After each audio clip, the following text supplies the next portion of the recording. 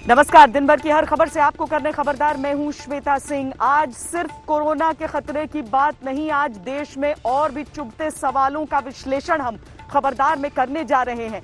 कुल मिलाकर अगर हम देखें तो भारत में आज के दिन 5 चुभते हुए सवाल हमारे सामने उठ खड़े हुए, जिनके बारे में खबरदार में हम आपको बताने वाले हैं। अव्वल तो ये कि एक दिन के भीतर 1500 से अधिक मामले हो गए। दूसरा ये कि लॉकडाउन के बीच लिंचिंग जैसी खबर हमारे सामने आ गई। इसके साथ ही 80% लोग ऐसे रहे जो बिना लक्षण के कोरोना से संक्रमित हो गए। ये खतरनाक भेष जो कोरोना का हो रहा है, ये क्या संकेत दे रहा है? और साथ ही लॉकडाउन में कितनी छूट की बात, जो 20 तारीख से छूट की बात हो रही थी, तो वो कितनी छूट, इन सारे सवालों की जानकारी जरूरी है। आपको हम आज ये सारी जानकारी की वैक्सीन देंगे, साथ ही ये भी बताएंगे कि ये जो 15 मिनट के रैपिड टेस्ट की बात हो रही है, जिसकी शुरुआत आज से भारत में हुई है, ये क्या है। और खाद्य आपूर्ति मंत्री रामविलास पासवान से भी जानेंगे कि ये जो सप्लाई चेन है उसमें ऊर्जा का संचार किस तरीके से किया जा रहा है। लेकिन सबसे पहले बात हम पालघर की करते हैं।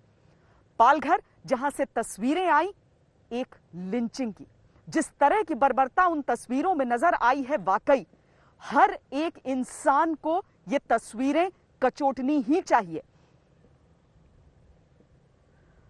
2 निहत्थे साधुओं पर करीब 200 लोगों की भीड़ टूट पड़ी। इस हत्यारी भीड़ के सामने पुलिस निष्क्रिय नजर आई। निहत्थे साधुओं को घेर कर क्यों मार डाला गया? साधुओं को बचाने में पुलिस असमर्थ क्यों रही? लॉकडाउन में साधु कहां जा रहे थे? इसी लॉकडाउन में इतनी बड़ी हत्यारी भीड़ कहां से आ गई? इन सवालों के जवाब ढूंढना बहुत जरूरी है। सिर्फ इस खबर का वीडियो देखकर और सोशल मीडिया पर चल रही खबरों को देखकर उसका शिकार न हो। आपको कोई राय इस पर नहीं बनानी चाहिए। पालघर की पूरी इनसाइड स्टोरी हम आपको समझाएंगे। घटना 16 अप्रैल की है। इसकी तस्वीरें विचलित करने वाली हैं। इन्हें देखकर आपका मन खराब हो जाएगा, लेकिन इन्हें नजरअंदाज नहीं किया जा सकता। कोई सोच भी नहीं सकता, जब पूरा देश कोरोना से लड़ रहा है, लॉकडाउन में है, तब इस दौरान किसी तरह की लिंचिंग हो सकती है। दुख की बात यह है कि इन तस्वीरों में हत्यारी भीड़ आत्मविश्वास से भरी हुई नजर आती है। पुलिस निष्क्रिय तो छोड़िए, वो तो हाथ पकड़कर साधु को, बूढ़े साधु को भीड़ के बीच छोड़ाती है। इस मामले में कई सवाल उठते हैं। आखिर पुलिस ने साधुओं को भीड़ से क्यों नहीं बचाया? लॉकडाउन में इतनी बड़ी भीड़ लिंचिंग करने के लिए कहां से प्रकट हो गई? पुलिस ने बल प्रयोग करने के बजाय भीड़ के सामने सरेंडर क्यों किया? साधुओं को उनके बीच जाकर क्यों छोड़ा? लॉकडाउन में साधु यात्रा पर क्यों थे? प्रशासन ने साधुओं को सुरक्षित स्थान पर आखिर क्यों नहीं पहुंचाया? इस पूरे मामले में बहुत सारे सवाल उठ रहे हैं, तो इसके साथ ही अलग अलग पक्षों की तरफ से अलग अलग बयान दिए जा रहे हैं, अलग अलग बातें कही जा रही हैं। आइए हम आपको बताते हैं किसने इस मामले पर क्या कहा है। इस पूरे मामले पर किसका क्या पक्ष है। सरकार ने कहा है कार्रवाई होगी, मामले को सांप्रदायिक रंग न दे। विपक्ष चाहता है पालघर पर उच्च स्तरीय जांच कमेटी बने, वो कानून व्यवस्था का सवाल उठा रहा है। प्रशासन का कहना है कि साधुओं को चोर समझकर मार डाला गया, जबकि साधु संत इस घटना से बहुत उत्तेजित हैं और संत समाज के लोगों ने कहा है कि लॉकडाउन के बाद वो पालघर कूच करेंगे। बहुत सारे लोगों ने इस घटना को सांप्रदायिक रंग देने की कोशिश की है, लेकिन इसमें सांप्रदायिक एंगल नहीं है। पालघर की पूरी इनसाइड स्टोरी आप खुद देखिए और इससे जुड़ी अफवाहों से सावधान रहिए।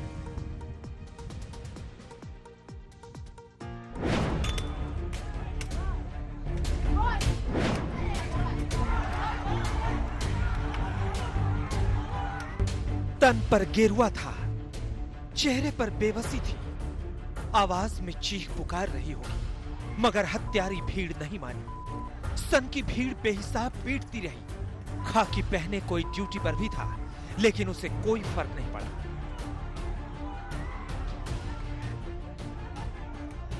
और इस तरह महाराष्ट्र के पालघर में 2 साधु और उनके एक साथी को मौत के मुंह में जाने को मजबूर कर दिया गया।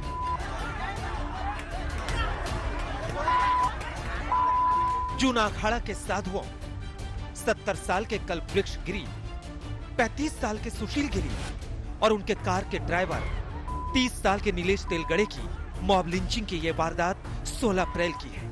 लेकिन अब जब पिटाई का यह वीडियो और वारदात से जुड़े तथ्य सार्वजनिक हुए हैं, तो महाराष्ट्र से लेकर दिल्ली और दिल्ली से लेकर अयोध्या और वाराणसी तक संतों के बीच बवंडर खड़ा हो गया है। केंद्रीय गृह मंत्री अमित शाह ने महाराष्ट्र के मुख्यमंत्री उद्धव ठाकरे से बात की। फिर गृह मंत्रालय ने महाराष्ट्र से लिंचिंग की इस वारदात पर रिपोर्ट भी तलब की। इन निर्मम हत्याओं पर सवाल उद्धव ठाकरे सरकार की कानून व्यवस्था पर उठा है। तो निहत्थे साधुओं की हत्या पर उठे आक्रोश में भावनाओं का ऐसा तूफान भी मचा है कि उद्धव सरकार को सफाई देनी पड़ी है कि लिंचिंग जरूर हुई, लेकिन मामला सांप्रदायिक नहीं है। जो भी लोग इसमें आग लगाने की कोशिश कर रहे हैं, आग ना लगाए। ये कोई मजहब की बात नहीं है, सिर्फ गलतफहमी जो हुई इस कारण इनकी हत्या हुई, लेकिन इसके बावजूद हम किसी को भी छोड़ने वाले नहीं। ये दुर्भाग्य की बात है, गलतफहमी के शिकार हुए हैं, जो बहुत ही निंदनीय बात है। एक तो मैंने जैसे पहले कहा कि ये जो इलाका है आने जाने के लिए बहुत ही कठिन है, बहुत ही कठिन।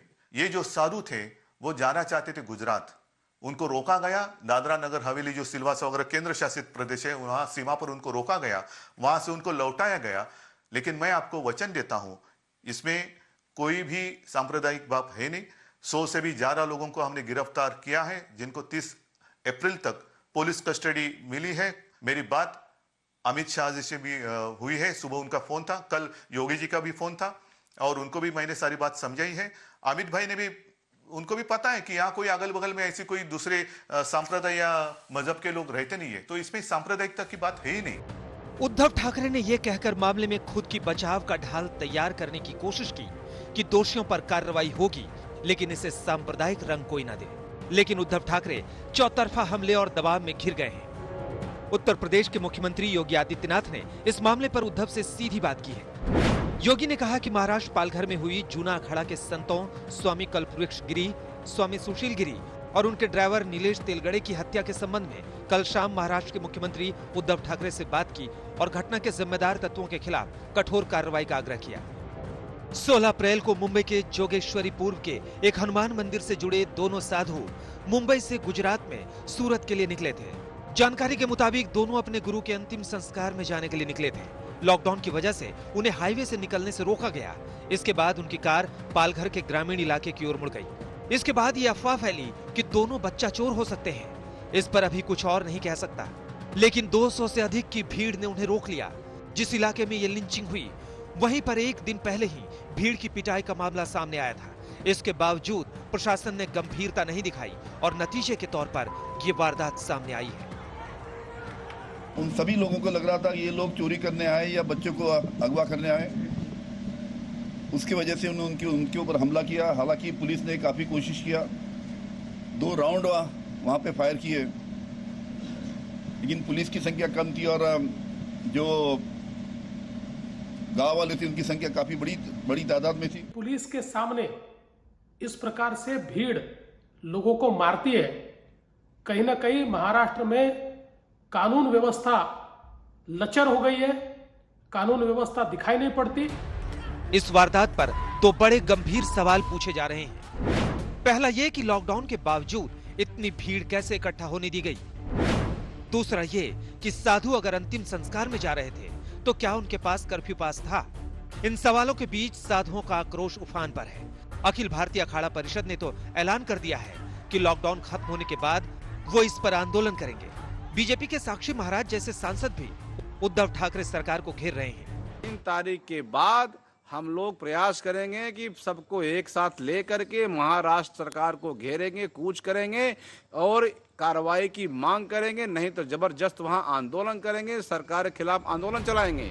अपेक्षा करते हैं महाराष्ट्र की सरकार से, वहां के महामहिम गवर्नर साहब से और केंद्र की सरकार से, माननीय गृह मंत्री जी से, जिन पर हिंदुस्तान का बहुत बड़ा विश्वास है कि अगर महाराष्ट्र सरकार इसमें सकारात्मक कार्रवाई नहीं करती, कठोर दंड की व्यवस्था नहीं करती, तो इसमें फिर केंद्र सरकार को हस्तक्षेप करना चाहिए।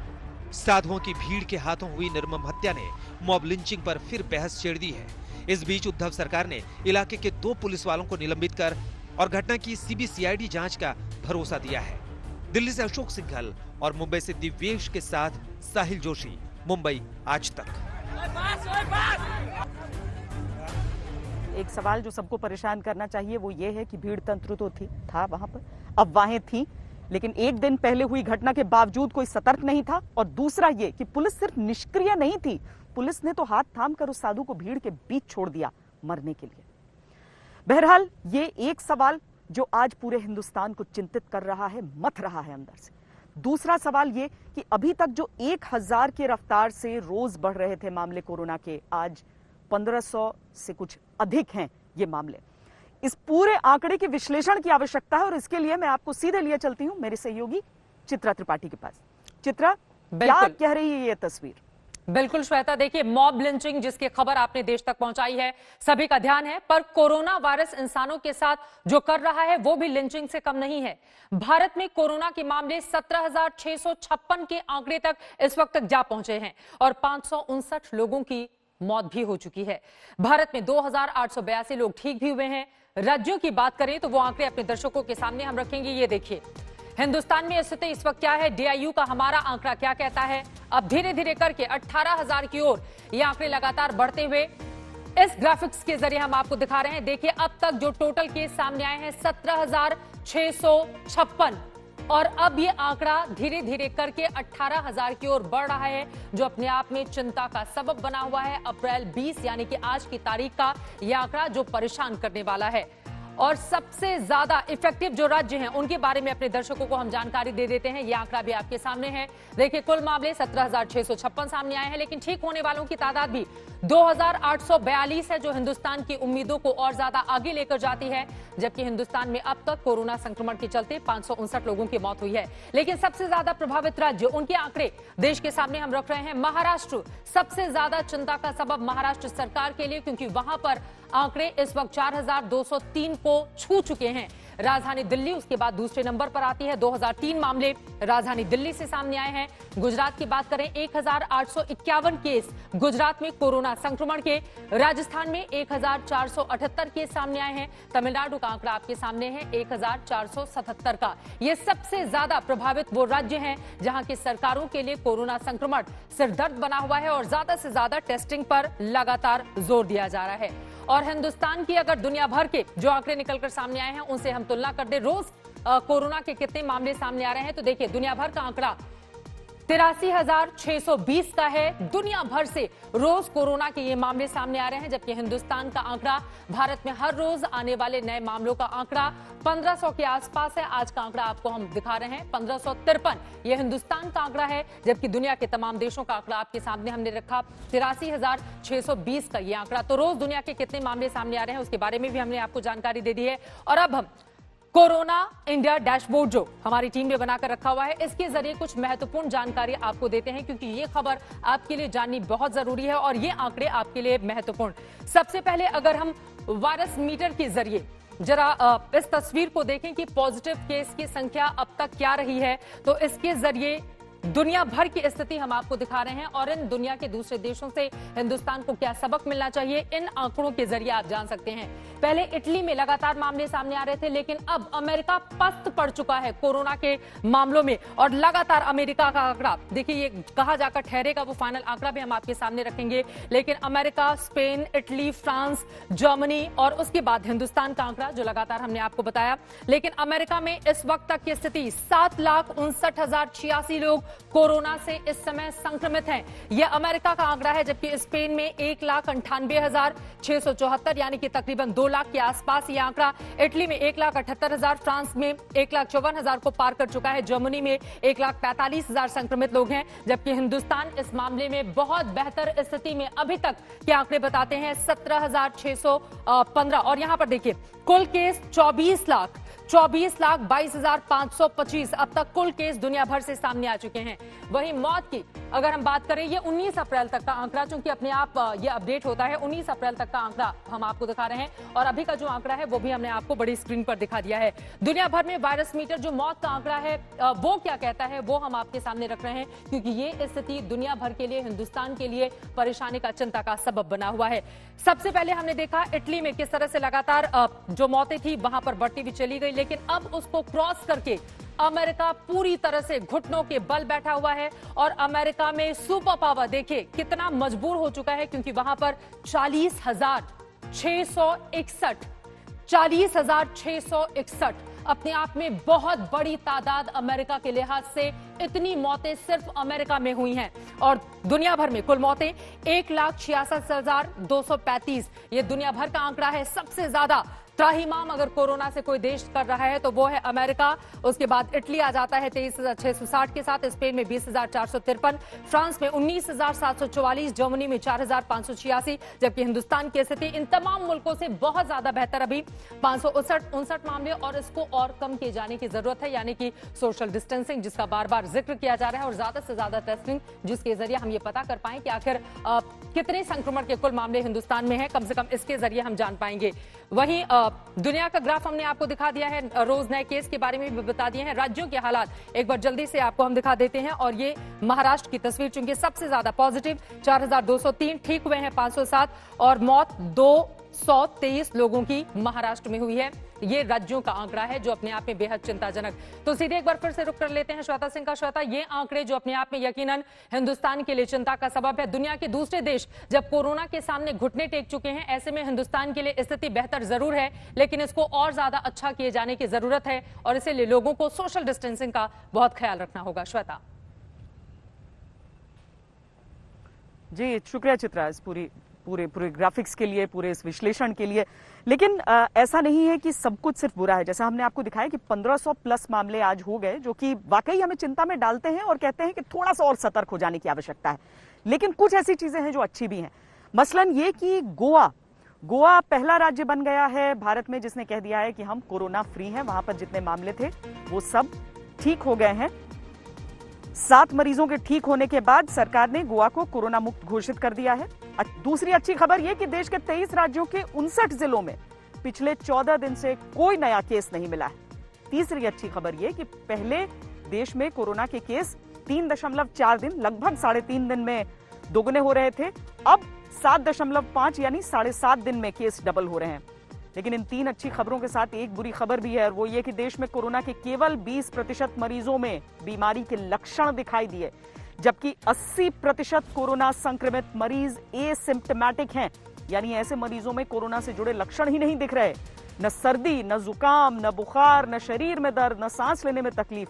ये बहुत चिंता की बात है। इसमें मुंबई और दिल्ली की बात हम बता देते हैं आपको। मुंबई में 95% मामलों में कोरोना के लक्षण नहीं दिखे। 18 अप्रैल को दिल्ली में 186 नए केस सामने आए थे। उनमें से एक भी केस ऐसा नहीं था जिनमें मरीज के अंदर कोरोना के लक्षण नजर आए हों।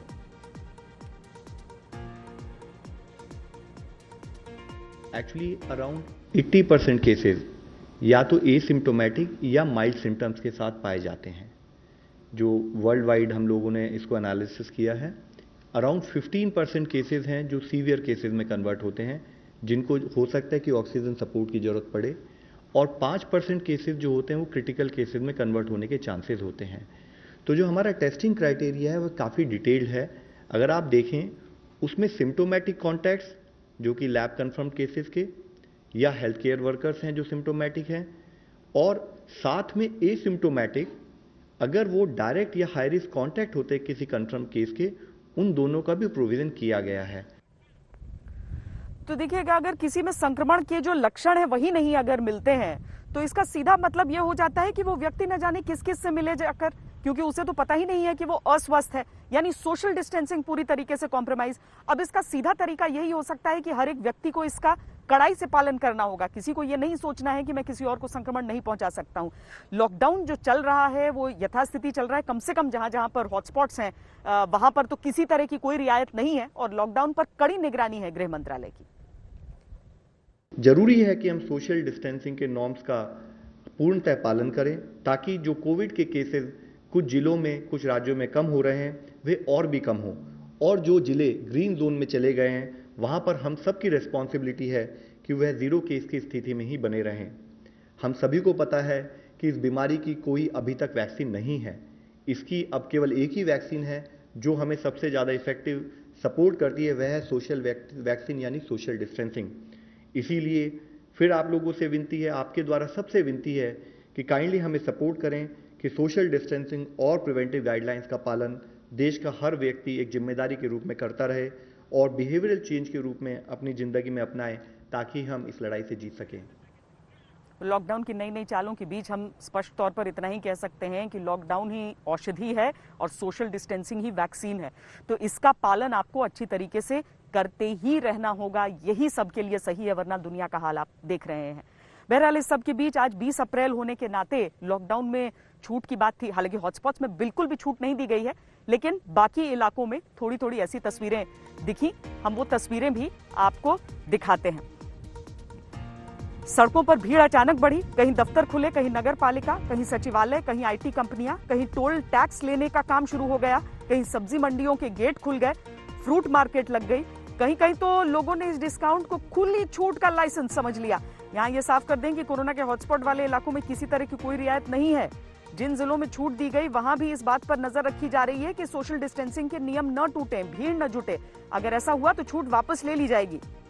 लॉकडाउन की लक्ष्मण रेखा को लेकर केंद्र सरकार ने सभी राज्यों को पत्र लिखा है और याद दिलाया है कि लॉकडाउन में किसी भी कीमत पर गाइडलाइन से बाहर कोई छूट नहीं दी जाए।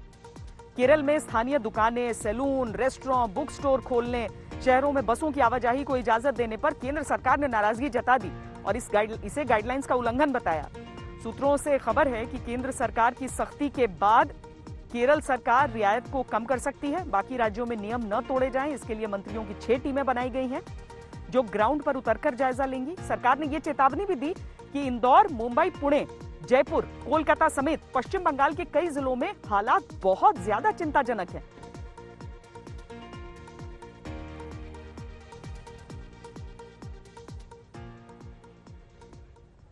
लॉकडाउन है, अब लॉकडाउन का सही तरीके से पालन हो उसके लिए बहुत जरूरी है कि लोग अगर घरों में रह रहे हैं तो उन तक जरूरी चीजें पहुंच रही हो, चाहे हॉटस्पॉट का इलाका हो तो वहां पर उन तक पहुंचाई जा रही हो, या फिर अगर बाकी इलाके हों जहां पर आपको बाहर निकलने की, कम से कम किराना स्टोर तक जाने की छूट है, तो वहां पर सामान उपलब्ध हो जाए, तभी तो लोग घरों में रहेंगे। तो इनके सवालों का जवाब जानना बहुत जरूरी था। मैंने आज रामविलास पासवान जी से बातचीत की, खाद्य आपूर्ति को लेकर किस तरह की परिस्थितियां हैं, क्या सप्लाई चेन सही तरीके से काम कर रही है, क्या सरकार के पास इतना स्टॉक है, ये सारे सवाल जो आपके मन में होंगे, ये सारे सवाल मैंने उनसे पूछे हैं। आइए उनसे बातचीत का ये टुकड़ा दिखाते हैं। जैसे जैसे लॉकडाउन आगे बढ़ रहा है, कोरोना से लड़ाई आगे चल रही है हमारी, उसमें एक बहुत बड़ा सवाल सबके मन में होता है कि क्या जो इसेंशियल चीजें हैं, जो खाद्य है, उसकी आपूर्ति हो पा रही है, कहीं कोई भूखा तो नहीं जा रहा है। और ऐसे में जो सबसे महत्वपूर्ण मंत्रालय होता है, उसके मंत्री रामविलास पासवान जी हमारे साथ हैं।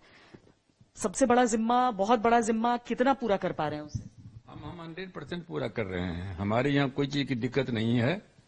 और आपके आज का जो रिपोर्ट है, लेटेस्ट रिपोर्ट, आज की रिपोर्ट के मुताबिक जो है एफसीआई के पास में कुल मिलाकर के 524 लाख मेट्रिक टन जो है अनाज है, जिसमें से 289.5 लाख टन चावल और 235 लाख टन गेहूं है।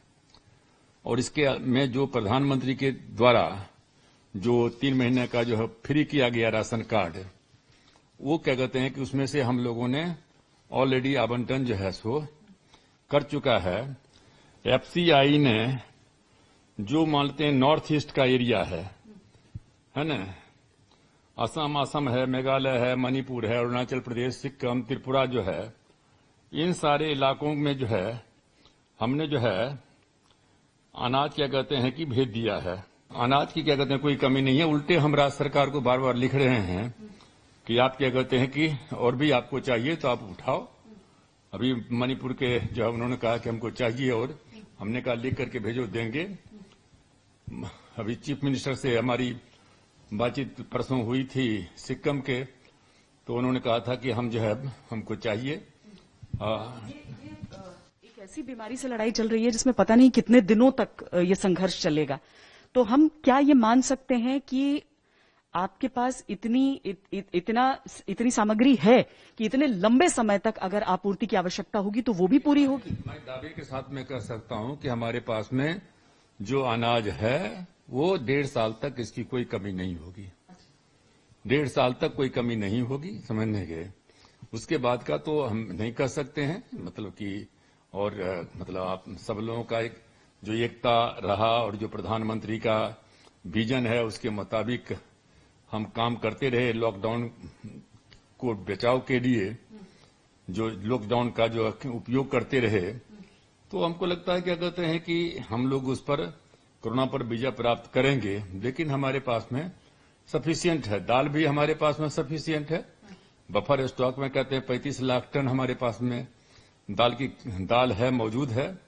थोड़ा उसमें प्रॉब्लम ये आया था कि चूंकि दाल साबुत है और लोगों को देना था, जैसे अरहर का दाल है, चना का दाल है, तो दाल बना करके उसमें थोड़ा क्या कहते हैं कि विलम्ब क्या कहते हैं हुआ है, लेकिन हम लोगों ने उसको सीरियसली लिया है कि हम वो भी विलम्ब नहीं होना देना चाहते हैं। और अब उसका स्टार्टिंग अभी जो मैंने रिपोर्ट लिया है पूरा का पूरा, तो वो ठीक रिपोर्ट आ रहा है कि उसमें क्या कहते हैं कि जो है डिस्ट्रीब्यूशन जो है शुरू हो गया है। इस बीच आज से देश में 15 मिनट में होने वाले रैपिड टेस्ट की शुरुआत हुई है, जो कोरोना के टेस्ट हैं। आइए दिखाते हैं ये रिपोर्ट। है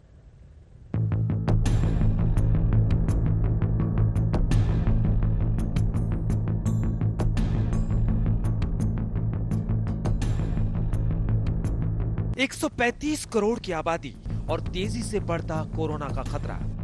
जंग जीतें तो आखिर जीतें कैसे? जाहिर है मास टेस्टिंग के बिना इस जंग को जीतना आसान नहीं है। इसी जंग से लड़ने का एक हथियार है रैपिड एंटीबॉडी टेस्ट। देश में अब तक कोरोना का जो टेस्ट हो रहा है वो RT-PCR नाम की तकनीक से हो रहा है। इसके जरिए जांच की रिपोर्ट आने में 24 घंटे से ज्यादा का वक्त लगता है। खर्च भी 4,500 रुपए के करीब आता है। लेकिन रैपिड टेस्टिंग किट्स मिलने के बाद रिपोर्ट का इंतजार करीब 15 मिनट का होता है और खर्च भी बेहद कम, करीब 300 रुपए से 500 रुपए तक। इसमें इस्तेमाल होने वाली किट में जांच 2 लाइन के जरिए पता चलता है। किट में ब्लड टेस्टिंग के बाद अगर 1 लाइन दिखी तो नेगेटिव माना जाता है, यानी संबंधित शख्स को संक्रमण नहीं हुआ। लेकिन अगर 2 लाइन दिखी तो इसका मतलब है कि उसमें कोरोना की पुष्टि हो सकती है। दरअसल जब कोई शख्स किसी वायरस से संक्रमित होता है तो शरीर उससे लड़ने के लिए एंटीबॉडीज बनाता है। रैपिड टेस्ट के जरिए इन्हीं एंटीबॉडी का पता लगाया जाता है। खून में मौजूद एंटीबॉडी से ही पता चल जाता है कि किसी शख्स में कोरोना या किसी अन्य वायरस का संक्रमण है या नहीं। रैपिड टेस्ट, आपको एक चीज याद रखनी है कि ये जो असली एक्टिव डिटेक्शन है, डायग्नोसिस है, ये नहीं करेगा, क्योंकि पहले 7 दिन में ये रैपिड टेस्ट कोई पॉजिटिव नहीं आ सकता।